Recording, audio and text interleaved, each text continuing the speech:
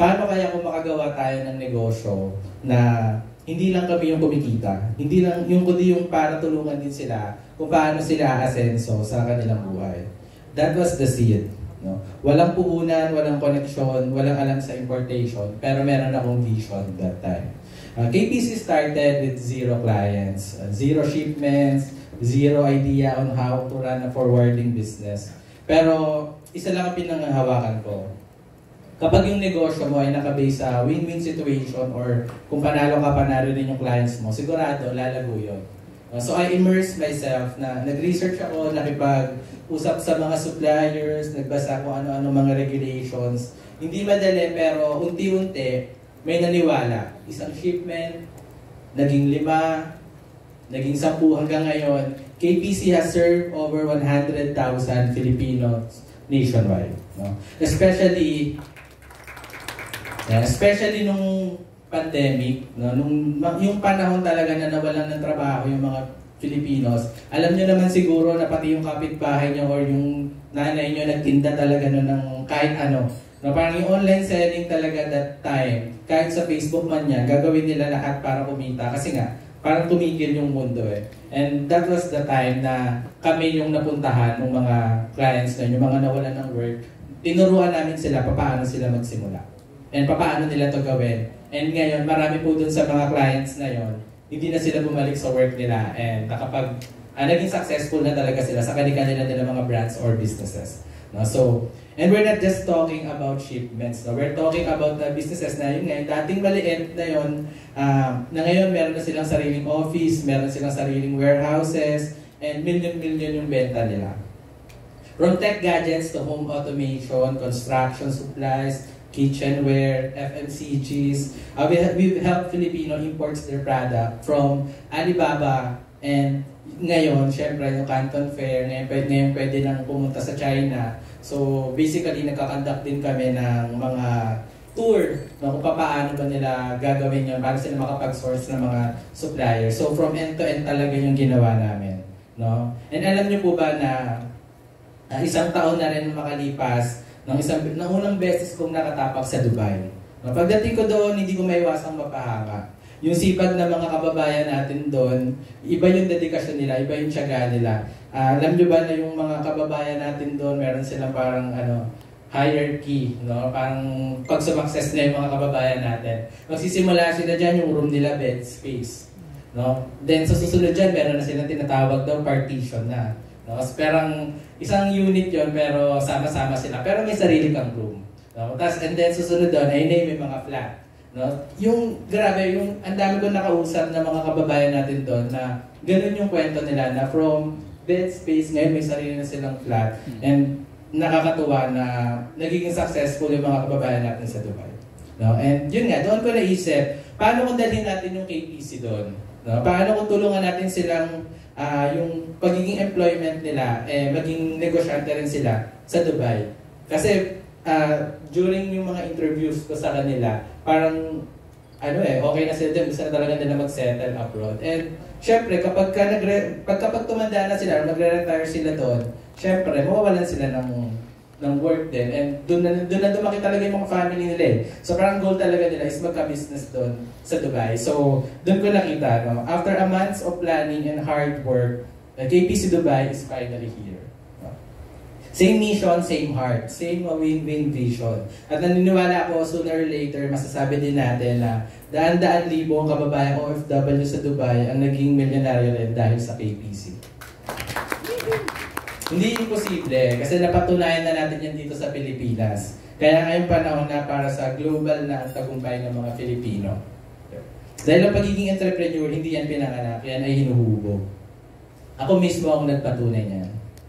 Hindi ako business graduate from a fancy school, hindi rin ako pinanganak na may negosyo, pero sa bawat pagkakamali, natututo rin ako. Sa bawat natutunan ko, sinama namin yon sa sistema ng KPC. Kaya sa mga nagsisimula pa lang, hindi mo kailangan maging perfecto.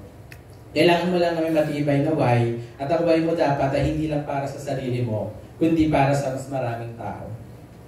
Minsan tinatanong ako, Sir Kelvin, ano ba sikreto ng KPC? Ang sagot ko, wala. Wala akong masagot kasi walang magic formula, walang shortcut. Ang meron lang, yung pagmamalasakit sa kliyente. Obsession sa mga processes at paniniwala na kung aangat ka, dapat may kasama kang umangat.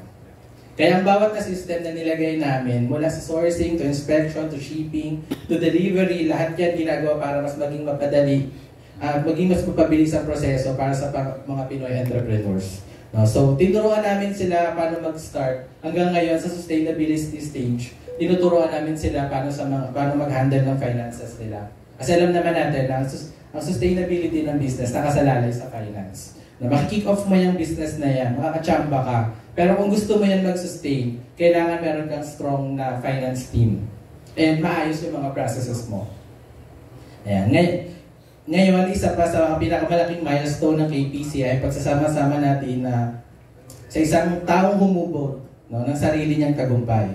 A self-made artist, a visionary, someone who started young with a dream and built a career na may integrity, depth, and impact.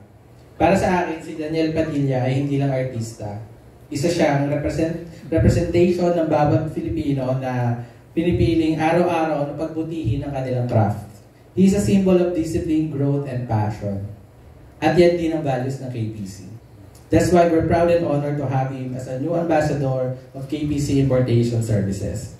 Mga kaibigan, hindi ito tagumpay ko. Tagumpay ito ng bawat Pilipino na naniniwala na hindi kailangan mayaman para magsimula. Kailangan mo lang maniwala sa sarili mo at maghanap ng tamang partner sa negosyo. At kung ikaw man ay nariyan pa lang sa umpisa, narito ang KPC para gabayan ka. Because this is not about importation.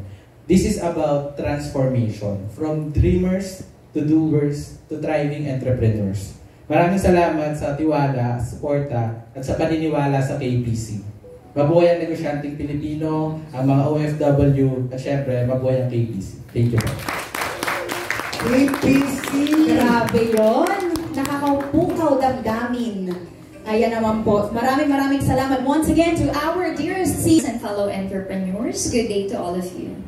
Today marks a powerful chapter in our journey, not just for KPC Express Corporation, but for every Filipino who once dreamed of doing business with the world.